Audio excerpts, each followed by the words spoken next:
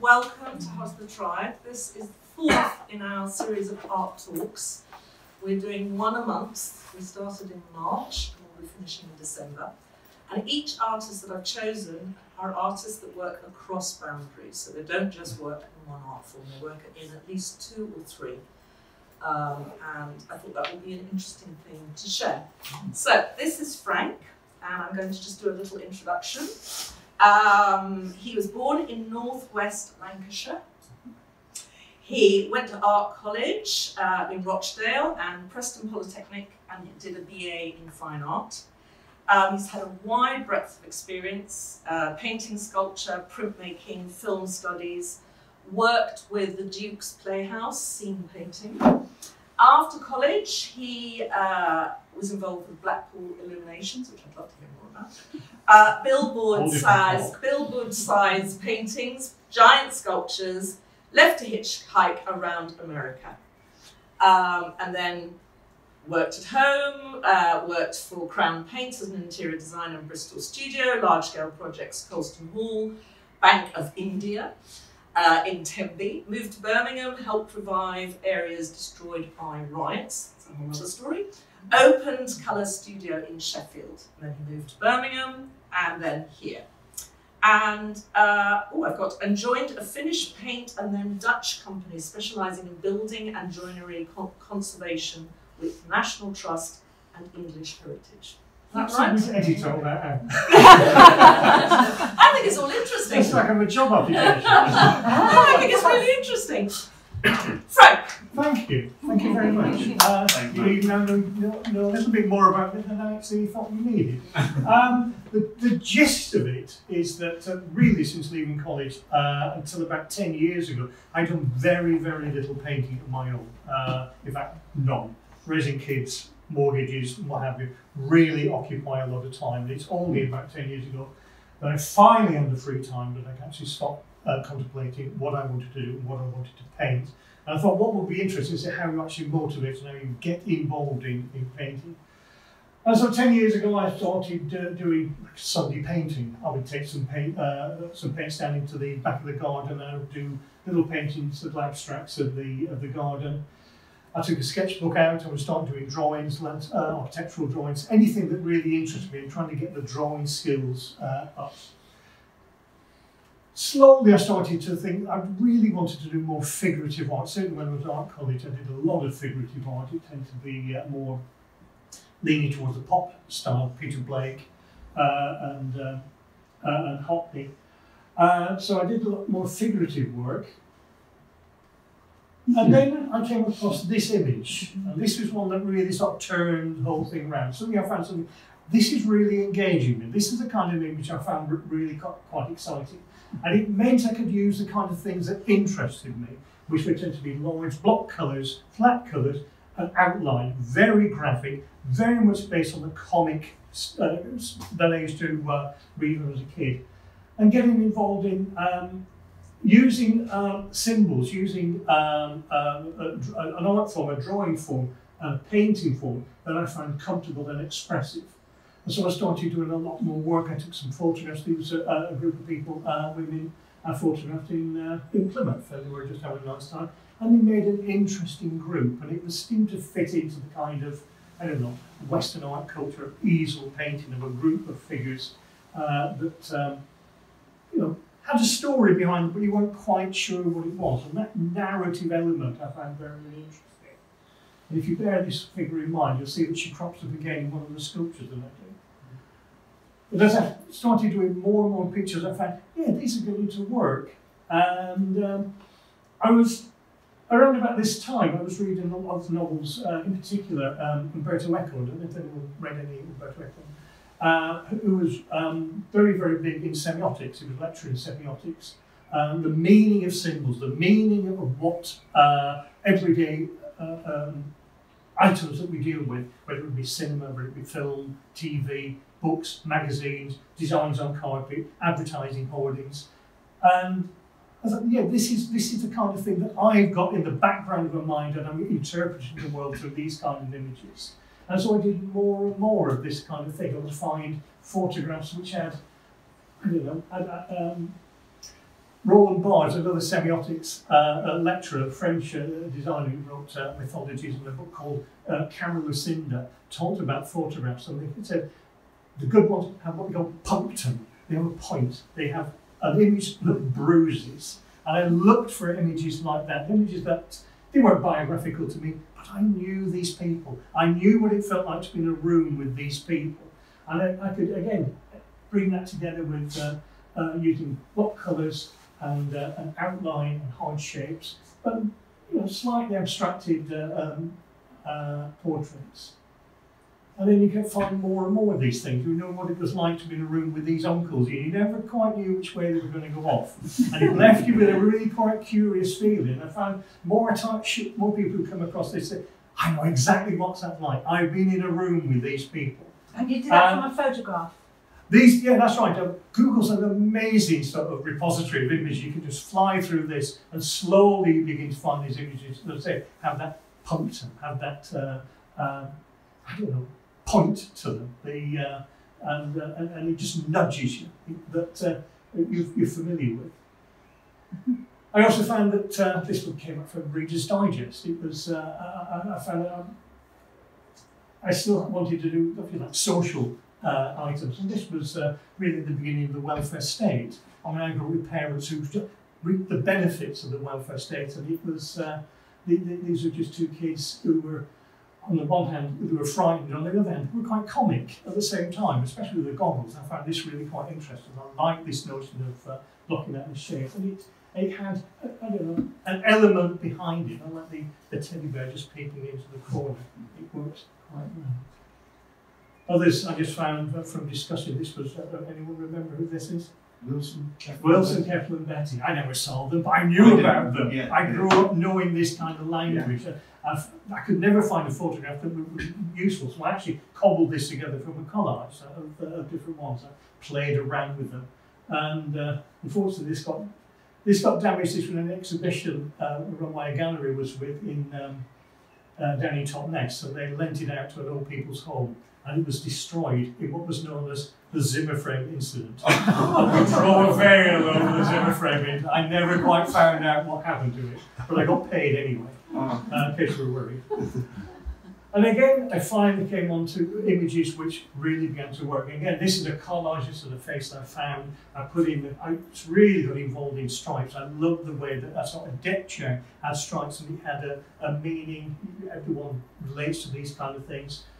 Originally, you didn't have anything, so I had to put a copy of the dandy in there. I can't tell you how many hours I spent doing this dandy, getting the colour of the page and the paper right so that the whole thing began to work. And by this time, I was thinking, yeah, I've got a language which I've taken so far. But I was starting to get tired. We were getting too fussy, I thought. I wanted to do, I don't know, striking back a little bit. I did a few more pieces. This was based from, I thought it was a rather lovely drawing by Gabriele Rossetti from Gottlieb Markey. It was black and white. I thought, right, what happens if I put colour into this? I started to work with that. And more of a lightness of touch as well. What medium was that? It's all acrylic. All these are acrylic on canvas. Yeah. All acrylic on canvas. What's the little images in the corner? No idea. No idea. I started reading the poem and I got bored with it. So I'm sure it refers to that. But again, it was rather a mysterious image of these things. And I just thought, I don't know, I like it. And it gave balance to the whole picture. There was none of this decoration in the original, but I put that in and I like playing with decoration. I think it's important. The background started to get more and more dominating. I mentioned that I come from the northwest, from a small town called Darwin. Darwin is essentially based on paint and wallpaper. Everyone I met was either worked in the paint factory or they worked in the wallpaper factory. Everyone had masses of over-decorated wallpaper in the background. So I lived and grew in an environment that was over-decorated. And again, I found this image, I gave it a book. I love putting pictures within pictures. I like this idea of putting a comic in, and there are pictures within that. And then, again, doing the very complicated, well, I found it very complicated, wallpaper, but I had to cut all the stencils out for this so I could actually do it with the repeat. Drove me mad. And at this point, I thought I really need to start slowing things down. So, What size is the not much different to that. That's about that size. Just about that size. So when you say stencils, that's the background is printed. No. Well, this is painted. This I cut out little stencils and then dabbed the paint over so it could repeat. So all these will be identical. Otherwise, I can do it for you. Life's too short. Life's too short. Brad, who's the boy? No idea. I found What are you? it could. We It does look a bit. It does look like me. Did Remember you I was get the saying guy? about the punter? Yeah. I think this has meaning. And is that? I certainly had a pullover like that. Did you? Yeah. So I designed the pullover. Did you have the comic? Did you have the Danny? Oh, that's my comic. They Yeah. used to get the Danny. Oh yeah. Yeah. So- Yeah. so- That so is Samuel's actually. the biographer. Yeah. So if you like, it's actually a collage. Yeah. But I've got a lot to get through and I have an hour. Go on, a then. very strict hour to get Crack through. on, crack on. Otherwise, apparently everyone's mind turns to rice pudding after an hour. And we can't have that. How theatre works, I have no idea, but an hour is what we've got. This was one of the later ones I did. And remember the goggles that I put into the family series? Oh, this is fantastic. What really struck me with this one is it reminded me of one of my favourite painters, Joseph Wright of Derby, who did the vacuum bell, the bell, an experiment where a whole family was gathered round. It was dimly lit, and you had a light in the centre. And I thought this was having these sort of welding lesson. I think just in the war women bringing into the industry. Again, these were the aunts and uncles that I grew up with. They were industrial people. They were people who did real manual work. The women did real manual work. Yeah, I really wanted to get that in, and this exciting use of light. And I really enjoyed doing this particular one. I might go back to this kind of work. I don't know. The other thing I found very interesting was working with tattoos, finding people with tattoos. I was working in the paint and decorating the building site, so I used to deal with a lot of guys who were very heavily tattooed, and we'd go into the cabin afterwards and have a chat with a cup of tea, and they'd all be showing off their various tattoos and what they'd done and how much they paid for it and what they did. And these two guys I found at the festival, and they were amazing tattoos. And I asked them if they could take a photograph, and said, yeah, fine, by all means. And when I had an exhibition at the last year, they came to see they were told that the painting had come up. So they were, by that time they were 20 or 30 years older. Yeah, about 20 years older. It was an old photograph that I took. And we got a photograph of them standing in front, still showing their tattoos of this Randall's painting. But again, I like the idea of pictures within pictures within pictures. Whether the meaning was relevant or not, I wasn't quite sure. It was just the excitement to doing it. And the complexity of doing this guy's hexagonal tattoos on his head was a real issue. But I developed that into other areas of working with tattoos. And so this is one. This guy, originally I found the photograph, he simply had that tattoo on his chest. And I like the crudity of it. I thought it was very, very basic. This is elemental paint, portraiture really. So I did that, and again, using the stripes, which I find particularly interesting. I tried to have a sort of dimity type pattern at the back.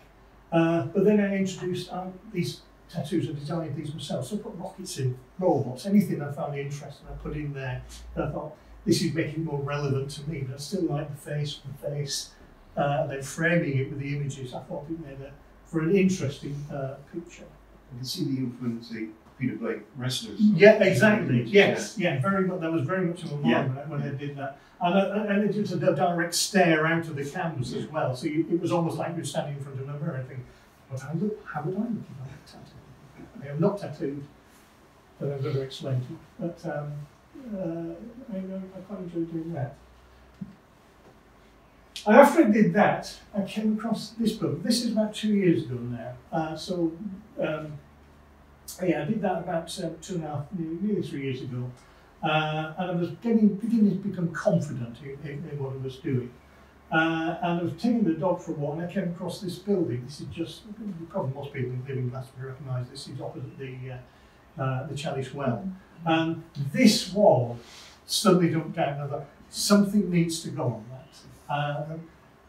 The mural trail has started off, there were lots of murals coming up in the town. I thought, I really want to have a go at that. And so I sat back and thought, well, what would I put on that? On such a dominant entry into the town, I think, well, it is an entry in the town. It would be nice if someone greeted you. When someone said hello and welcoming. And so I made, at least I'd started making a few sculptures. I made this one. Remember the woman with the ice cream? I put this together. No money whatsoever to make anything. Ideally, I would have made it in clay. I would find it and glaze it. I didn't have kiln. I didn't have access to all this. So this is made out basically out of cardboard and papier-mâché, and then I painted it up. And I based it on the kind of, again, things growing up, you know, the Staffordshire flatback pottery, you know, on the mantelpiece, usually of Harwood and James I or something like that. I thought that would be a nice sort of domestic kind of sculpture. You could live with it, it would fit into the house. I don't know where to store these. Anything I make has got to live in the house somewhere. So that was my first go at doing something like that. And so I made another one, and I made this little figure here, and this was, anyone recognise the figure? Anyone? It's the Ovaltine lady. It's the Ovaltine lady. Always thought the Ovaltine lady was such a happy, welcoming sort of figure. It was always there. And again, I edited the whole thing in this one. She was holding a mobile phone. She was supposed to be taking a selfie. Inside, she actually got a little portrait on the selfie, and I was going to put that on the mural, but I played around with it and I thought, no, a spotted handkerchief would be much more. It's spotted handkerchief. I always have spotted handkerchief. It was going to be my spotted handkerchief that I use, and I was going to greet you, and I worked out a background for this.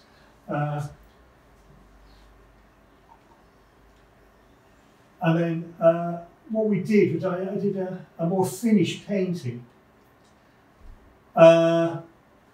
which I superimposed, or I got my son to superimpose onto the gable, and then wrote a little letter to the guy. I had no idea who lived here. Wrote a letter to the. Every time I knocked, no one answered, so I put in a little letter with the picture and said, "I'm very interested in doing an image. Would you be interested?"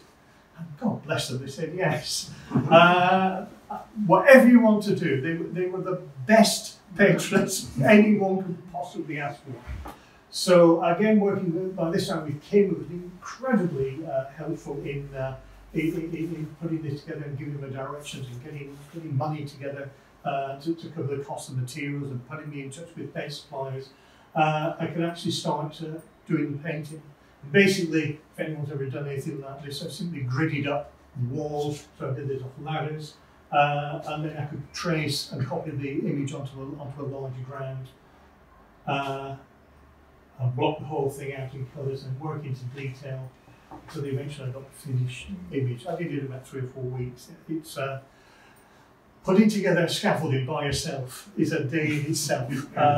Taking it down again and moving it to one place to another just gets longer and longer. Physically, it was very, very exhaustive, but I'm reasonably happy with the image. I particularly like the wheat, and it should have had eggs in the basket. I put apples in. I thought more of a sort of Somerset sort of thing, and the field of wheat behind that.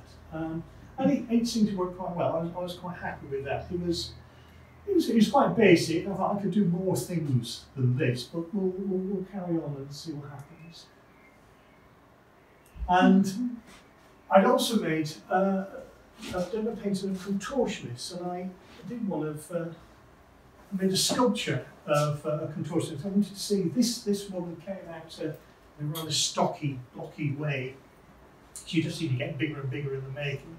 I thought, well, how lean can I make something like this?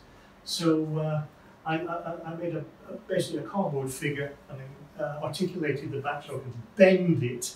I thought, well, yeah, that's anatomically that could be done. And put the whole thing together, so we held on to it. And I thought that worked quite well. I like the way the form and the decoration, if you like, mirrored the whole thing. I mean, it still had a kind of comic element to it. Relatable, I thought. And this was a more sophisticated version.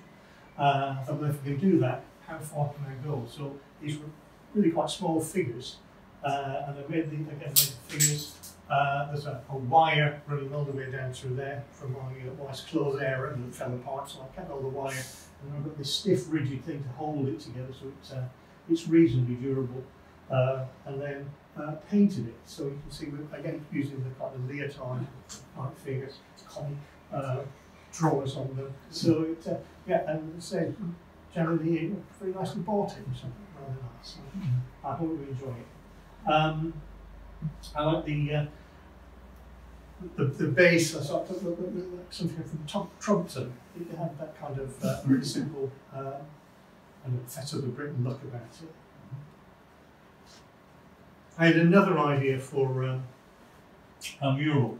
I'd done a series of collages based on the Albert Dürer rhinoceros, and I found that if you could cut the various sections apart, you could articulate it. So I had them doing cartwheels, and I had them standing on their heads and things like that.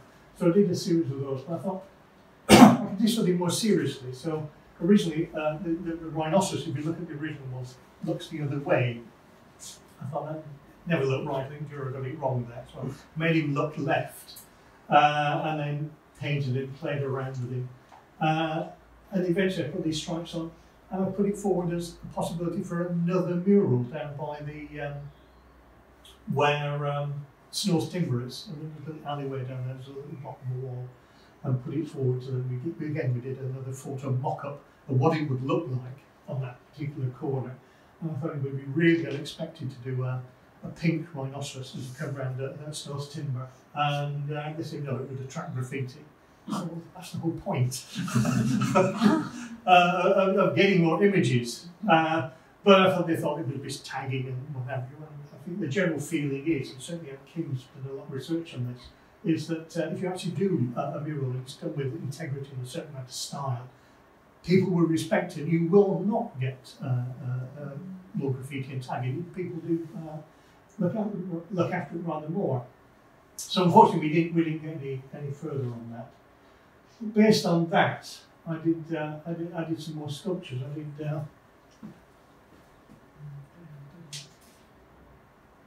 this one, which is the rhino, and I went through various permutations with that. And eventually, I ended up again. We'll stick with the pink rhino. And I lifted him up off the ground as if he was almost floating and hovering over the ground, giving him the light sometimes. Is that cardboard as well? Sorry, just cardboard. Yeah. So it's basically a cardboard model, and then covered it with paper. And I just coat it with PVA glue.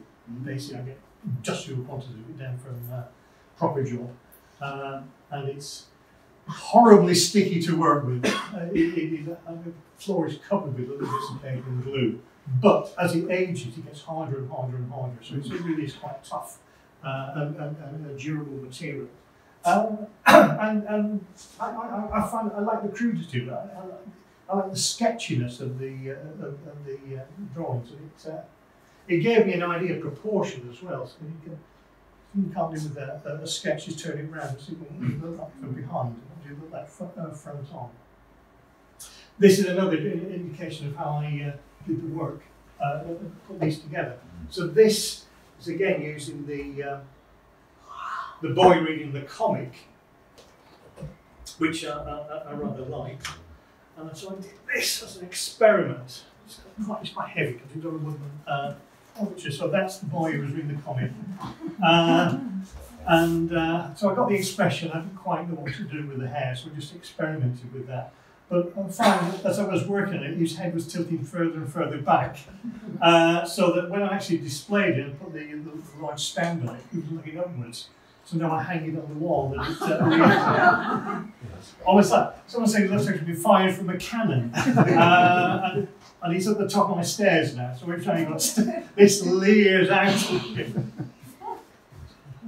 So it was. I learnt a lot making that. And certainly this is, if, for anyone interested in the physicality of actually building it, so you can see I actually make the frame out of cardboard and then just build the whole thing up. These are just scraps and anything that's arrived in the house. I keep all the boxes, I've got massive little things up in the rafters, and just cut them out and glue them together till I get a rough structure. You can see you can play around it with the whole thing. And then once I get it covered in the papier-mâché, I can paint it and bring in whatever decoration I like. Here I wanted to play with cross-hatching. Just painting by itself didn't seem to give the sort of light and shade that I actually wanted to get in the painting, so I did the cross-hatching. And again, kind of had a kind of, I tried to flatter myself, it had a kind of Liechtenstein feel about it, where I applied this sort of dot dash effect. Right. You use PVA to glue the cardboard together itself? Or Glue gun. A glue, I say that. Glue guns are Much wonderful. quicker, yeah. Glue gun, so there he is, yeah, that's Oh, glue yeah. gun. You didn't put any wire armature or wire anything inside it? In this, no. I make it in slices, so I imagine what it looks like in profile, drawing out in profile on cardboard. And then, so I got a profile, I said, well, what does it look in front? So I'll do the front profile, then I block out around that to make the image. And then apply the cardboard to bring the whole thing out. And it seems to work for me. It seems to work for me. I've been spending more and more time doing these sculptures. And I do find that it gets you away from painting. With painting, I find you can get a little bit stale because you can see with some of the paintings, they're very, very detailed, and you tend to get obsessed with detail. And my wife should say, for heaven's sake, leave it alone. Don't keep overdoing it. So that she has got a point. I need to pull back and lighten the touch a bit to some of the work that I do. But essentially, I'm still trying to do the true to these, working with images which have got a relatable quality and a narrative sense to them. I mentioned the Umberto Macaro's book. The one I was reading that really got me, terrible novel, I'm not recommending this novel at all, wonderful central idea. It was called The Mysterious Flame of Queen Luana, which relates to an old serial back in the 30s, similar serial. And it essentially was about a man who'd had a catastrophic memory loss, but managed to go back to his home where everything he had as a child had been kept in the attic. And he simply had to rebuild his life, rebuild his memories by going through all these books, comics, advertising, magazines, anything he did. And the book is littered with all these images. It's cost a fortune to produce. I thought, that's exactly what I'm trying to do. I'm trying to use, because I've got a head full of these images all the time, and I'm trying to use these and rebuild a relatable story that tells something about myself, but not a direct narrative story. It's not biographer by any stretch of the imagination. I was doing a lot of sketches by this time. A few people from the Lightroom group that I go to, and I found Lightroom incredibly useful in terms of gaining the facility after nearly 30 years of not doing any drawing. Getting to get that facility back took a long time. And this is one of the sketches I did. I was following through the themes of tattoos. And I was thinking, what else can I put tattoos on? Where I need as much acreage of skin as I could possibly get. And then tattoo it. And I was chatting with a son, and he said, right, Adam and Eve. I thought, ooh, I like the sound of that, because we've got a massive sort of tradition of the Adam and Eve figures in art. And I looked, the one I liked the best was the Cranach, which were one of his pot bellies, and they looked more relatable. So I did a little sketch based on that, and then covered them up with tattoos. Then again, I made another model. You can see here how I constructed. They're made out of flat planes, slotted together, almost like a Charles construction toy. So I made the, I can put a little belly on the bottom of the legs. So I can get the proportions right, I can articulate them, I can move them. When I get them in rough shape, this is the basic tree form. Again, it was working on the kind of flat-backed pottery ware that I like so much. And then build them up layer by layer with papier-mâché. By this time I cut out the tree, I decided to work with these individual leaves, till eventually I got a painted figure.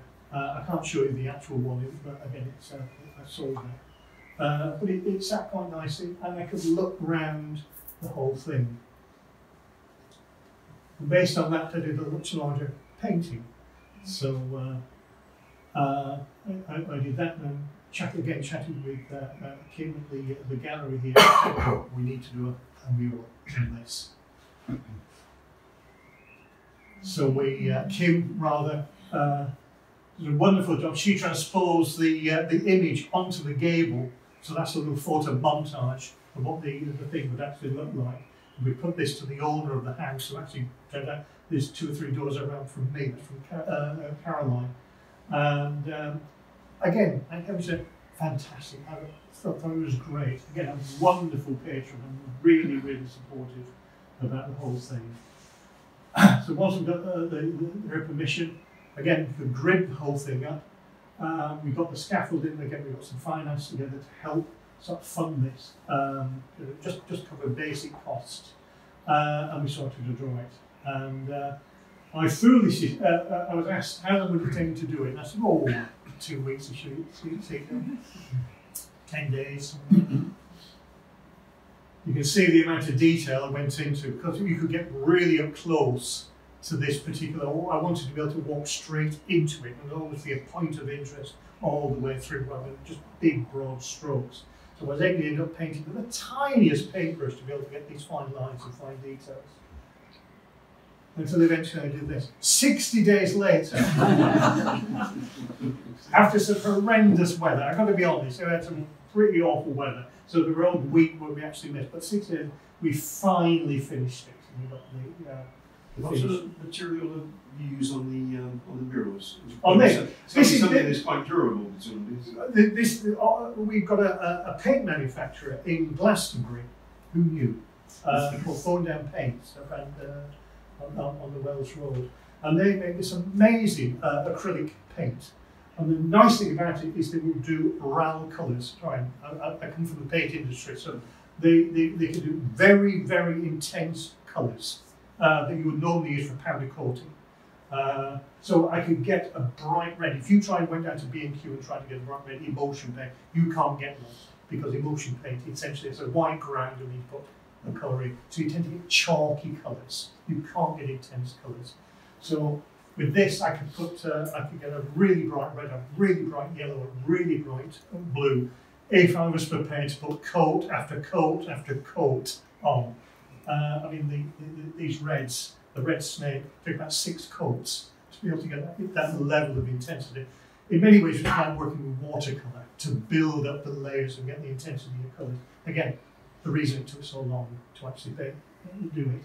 All the leaves, the foliage, the density, because it's layer upon layer upon layer of different colours to bring it forward and give it depth. That's all done with stencils. So I could have lots of stencils of leaf shapes, and then we just patched the whole thing over and built it up and built it up and built it up. So we got this rich density of colours. And I put in the dandelion. There were lots of dandelions growing down here, so I put dandelions in so that it could take the whole thing. I began to have fun with the actual tattoos themselves. So they're all biker tattoos essentially. And I like the idea that Adam's got one that says Mum. And another one that said Lilith. Lilith, Adam's first wife. So we could play around with that and little not exactly jokes in there, but it rewarded the viewing. If I'm going to do something this amount, it's got to be rewarded to sit in front of it and do the whole thing. Any more drawings? And this is, I have this idea, once I've done the Adam and Eve, I thought, what else other sort of theme painting could be? I'm moving away now from using photographs. I thought, I've got the whole sort of, let's say, Western European art culture type I can draw.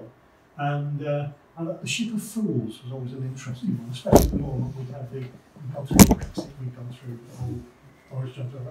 Things are happening, this is getting a weird sort of place that we're living in. And I thought I wanted to make some kind of comment on that. And the Ship of Fools really did work with that. And an old woodcut which doesn't quite look like this, but essentially I played around with that. And I thought, how many figures can I get into the basic boat? And well, the best way to do it is to build one. And the one thing we brought, sculpture we haven't brought through is the Ship of Fools. I built this, so I made the boat.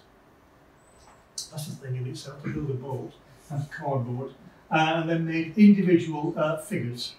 So I made I think it was about 7 figures that went into the boat, and jumbled them around. So I found a way I could A, fit them in, and B, you could see them and get an interesting view. And then I painted the individual figures themselves, put them together. And once I'd done that, I could actually find, do a painting based on the model. So this is again about so big. You managed to get the boat in there, the various figures. They're not portrait by any stretch of the imagination. I'm simplifying and simplifying. I'm trying to get away from this deeply cluttered painting that I was doing before. I thought rather clotted and keep it a lightness of touch, and try and get some sort of movement in the scene and make it quite an interesting display. And again, potential for doing a mural on this as well, which I think would lend itself particularly well. If anyone's got any walls that they think would bear to take another mural, I'd be very, very interested to have a chat with you. But I think it would actually suit quite well. This is one I've done fairly recently. So this is based on obviously the Icarus image, and again I found an image which was interesting but wasn't too dynamic. So again I started making some sculptures. So these I could make again articulating the figure. I was really interested in doing the drapery at this point as well. So I could play around with them, and I could make them tumble as well. So they gave as much life as I thought to the image. There we go. So I found this really quite interesting. It just means I can. You see these three-dimensional projections on computers where you can rotate and tumble them around. I can do exactly the same thing with these. And in fact, until I put the wings on, just the figures, when you held them, they tumbled naturally. They were wonderful to handle, these figures, because the poses were really quite dynamic. And this drawing came up from that. And I put this building in the background, and this building is really quite significant because this dominated the town that I come from. This is the Indian Mill. It's one of the grandest mill chimneys, certainly in the northwest, and it's based on an Italian campanile. I think it's based on the one in Venice. And I've got to put that in, and it's fitted so well within the canvas. So I thought, well, I've got the figure. I'd like the idea of putting this faintly sort of Renaissance building into the whole thing, and I did a painting based on this. This is one of the last paintings I've done, and I deliberately kept the colour down. It's difficult to see it because I kept the colour down into kind of pastel shades, almost like a fresco. I wanted to have a subdued feel about it, as if you walked into a sort of Florentine chapel, and this had been in the background somewhere. And the image I thought, and the arches, the repeating arches, worked quite well in that. And again, an image I think would work particularly well on a mural. And in fact, we have talked about it doing it just up the high street near the Queen's Head pub. And it would mean 5 levels of scaffolding, and I really don't think I would to climb in 5 stages of scaffolding. Nonsense! Who will help? You can carry the buckets of paint up to the very top. Happily, I'll But I thought that I would tilt the figure around, extend the the fabric around and make a much more interesting image would be really quite stunning, especially at the top end of town. So that's one of the last paintings I did. In fact, the very last painting I did was this one. Again, I'm simplifying this, and I've been going through. I went to an exhibition in Devizes about a year ago of Eric Revilius. I don't know if anyone's seen that. Yes, Eric I like Revilius. Revilius. Wonderful draftsman and watercolourist. And it was a lot of his war paintings.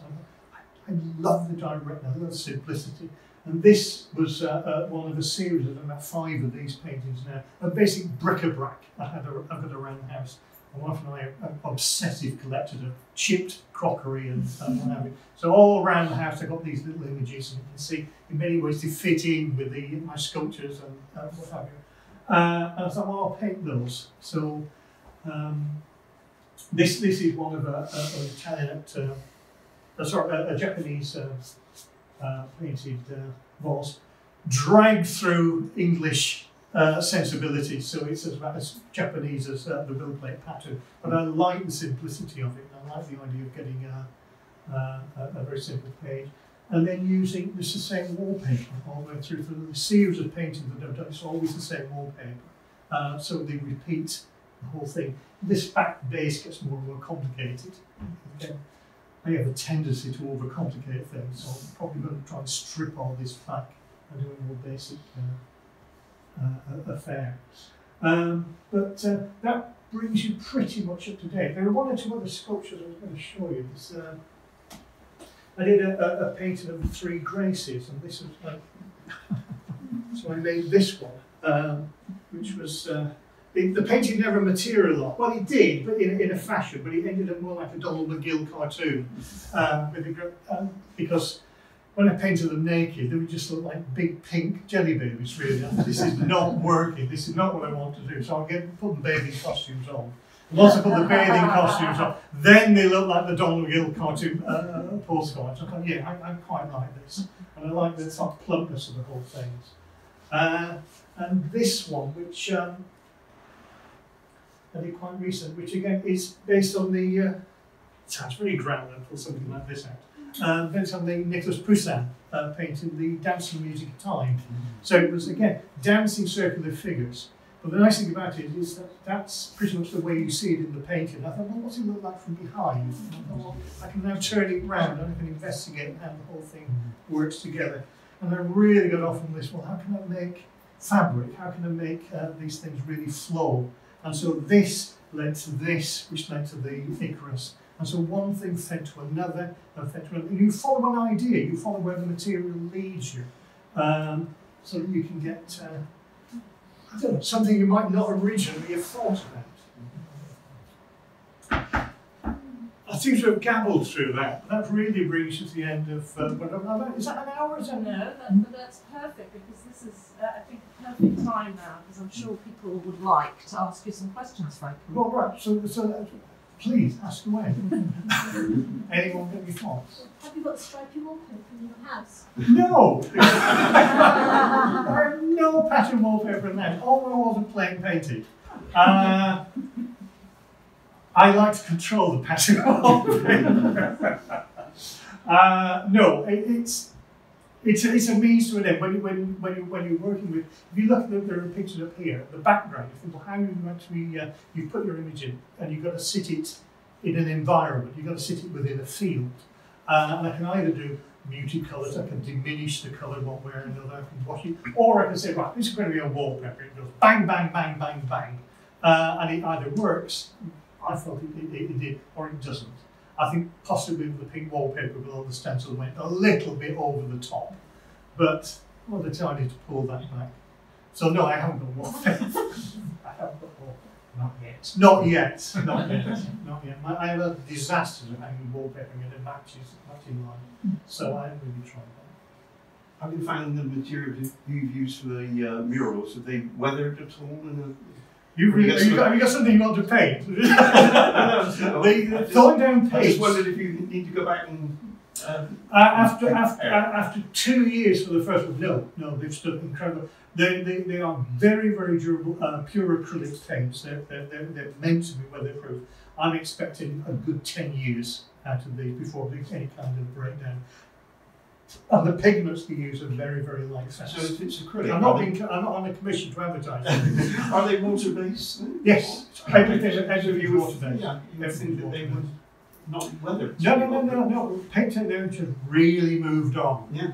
Really moved on. Does John very, Minshall very use the same paints? Sorry? Does John Minshall use the same paints? No, he prefers to use ordinary oil paint, tube oil paint. On the murals? On the murals, Big yeah. one near the village. Am I right in saying that? So he has used Thorndown for the small mural by the information centre. He used Thorndown for Oh, those. that's right. But one of the cows is just masonry paint. But yes, Frank's right. For most of his commissioned murals, he uses oil paint and then has it lacquered with a car lacquer. Yeah. Wow.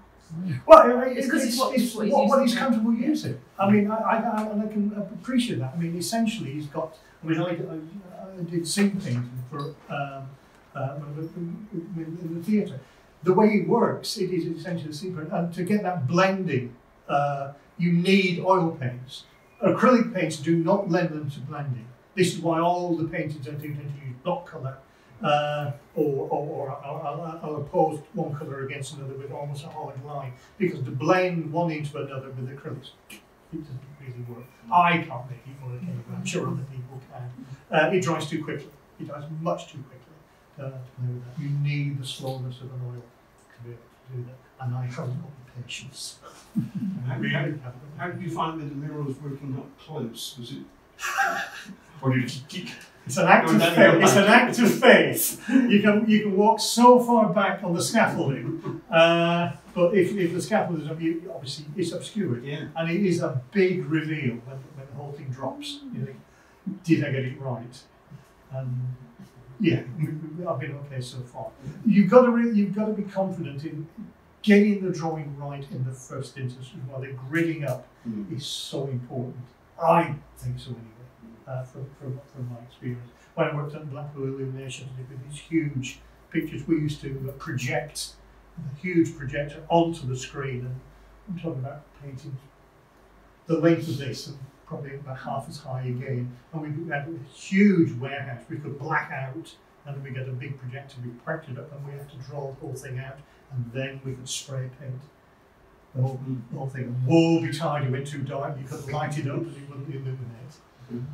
It was a hanging offence if did that.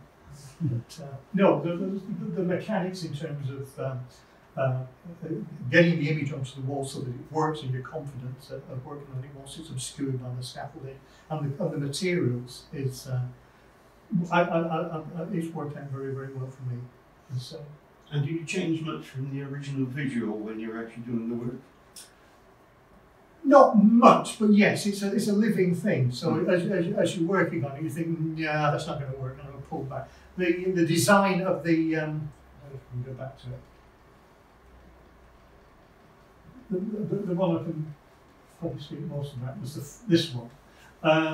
That is to get this basket work to look realistic. The first design didn't work at all. It looked terrible. So I had to paint the whole thing, blank it out, go back, and I had to go down, go home and say, right, am I going to get this basket work? Right, simple getting these dashes to work, and then almost building like brickwork. That worked a lot better.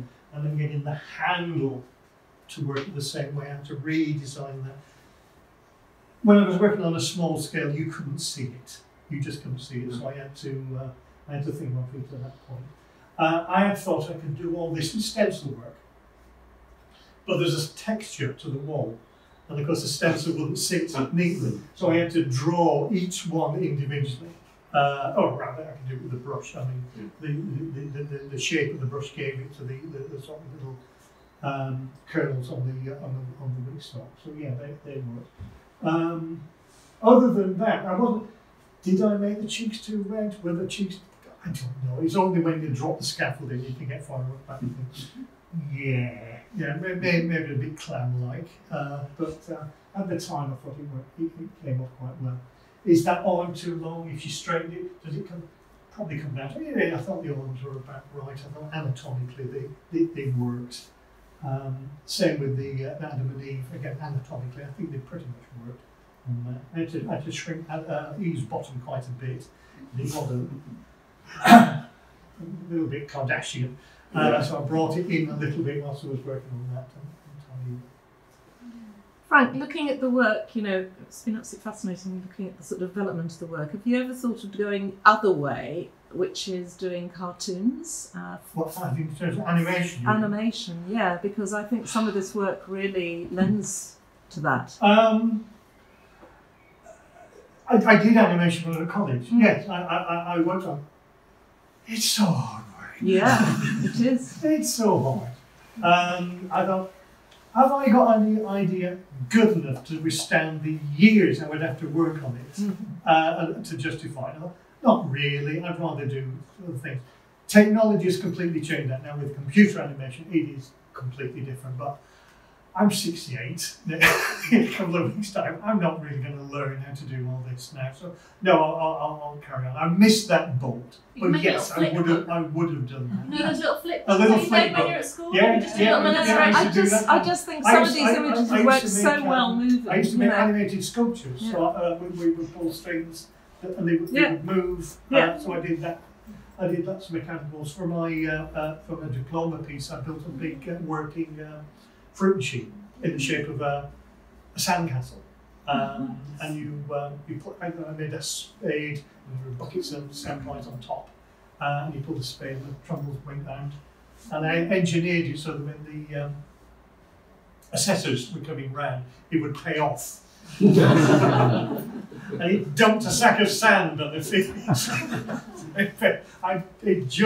Please let this work. It did. We managed to get that to work. So yes, I did that kind of animation in mechanics, and in some I would like to do some more mechanics, or things that really sort of move in sculptures. This was an image which I thought really moved, and I think I have mentioned it to Kim, that I don't know if anyone goes into the Abbott's kitchen in the Abbey. We've got this wonderful domed ceiling, these huge domed ceiling, and they've got these wicker fish, which are lovely in the sun, but too small. They don't have impact. And I love the idea of having a huge figure dangling within the dome of the Abbott's kitchen. You could do the and how big would they have to be to work? And probably about 12 foot. And then what do I do with them afterwards? what do I build them? What do I make them of? So, but I still go in the Abbott's kitchen and think, that would look fantastic. Yeah. It really would look. There's a tremendous joie de vivre of these. They're very much alive. Yes, yeah. I've really got a kick out of making these. I've got a sequence of photographs. You won't believe how the colour schemes I went through to establish this. Some of them are really flamboyant. They make good shadow puppets. Have you seen? Yeah, can you see how they move? I mean, they really do. Some of them, they really are quite extraordinary. They were lovely to make. I thoroughly enjoyed that. You've got 5 minutes, Frank. I got 5 minutes. Any questions? I have a question. Yes, In sir. your exhibition that you had here at the gallery, you've done some portraits of people. Yes. And so there's a couple of questions. One is, were those portraits that you wanted to do, or were they commissions? I wanted to do them. Okay, and if people wanted you to do commissions, is that something you're interested in, or do you not like the boundaries of having to please other people? I'm doing a commission now. Okay.